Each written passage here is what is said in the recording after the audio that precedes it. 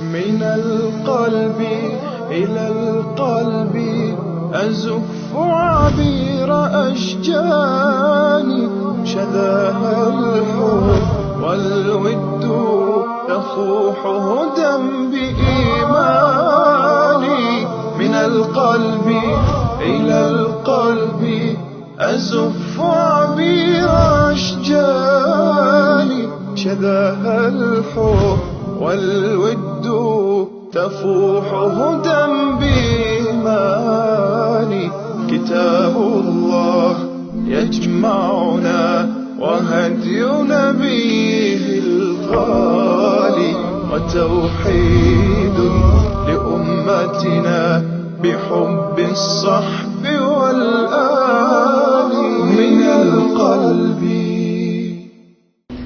پیامبر علیه السلام سوال کردن آیا میدونید آدم مفلس کیه؟ آدم ورشکسته؟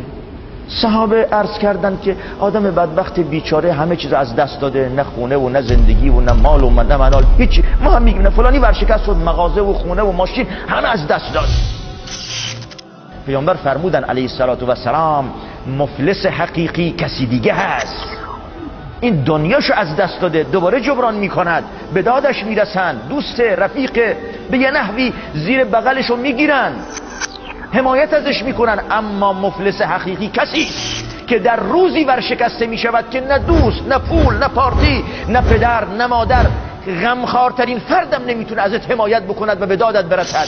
اون روزی است که همه از هم فرار میکنن. ورشکسته حقیقی کسی است که در روز قیامت میاد، نماز، روزه، زکات همه تر پروندش هست، ثواب نماز دارد، ثواب روزه داره، ثواب زکات داره و اعمال دیگر. اما در پیشگاه احکم الحاکمین وقتی می ایستد بدهکار است، بدهکار بندگان خدا. یکی میاد میگه پروردگارا همین بنده ات، من ازش طلب دارم، به من دشنام میداد. یکی میاد میگه به من تهمت زده بود. یکی میاد میگه مالم خورده بود. یکی میاد میگه نمیدونم ریخته بود، زیر گوشم زده بود، بهم کتک زده بود. میان طلبکارا، پروردگار دستور میدهد به مأمورینش و فرشتگان که بگیرید از ثوابهای اون، بر میدارن میدن به طلبکارا. فرشتگان اعلان میکنن در حالی که الله جل شأنه خود عالم است، ای پروردگارا ثوابا تموم شد، هنوز صف کشیدن طلبکارا. پروردگار میفرمایند از گناههای طلبکارا بردارید، بر دوش این بدهکار بگذارید و سرازیر جهنمش بکنید. حیف نیست؟ داریم زحمت میکشیم، مواظب زبانمون باشیم، مواظب این دستمون باشیم، این راحت بالا نره. یه چیزی بهمون گفتن بزنیم زیر گوش مردم که زور داریم، کسی نتونه با ما حرف بزنه، اینقدر پرخاشگری.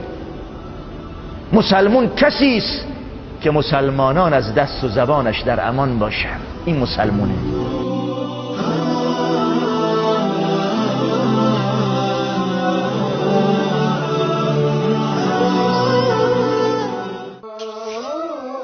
من القلب إلى القلب أزف عبير أشجاني شذاها الحب والود يفوح هدى بإيماني من القلب إلى القلب أزف عبير أشجاني شذاها الحب والود تفوح هدى بإيماني كتاب الله يجمعنا وهدي نبيه الغالي وتوحيد لأمتنا بحب الصحب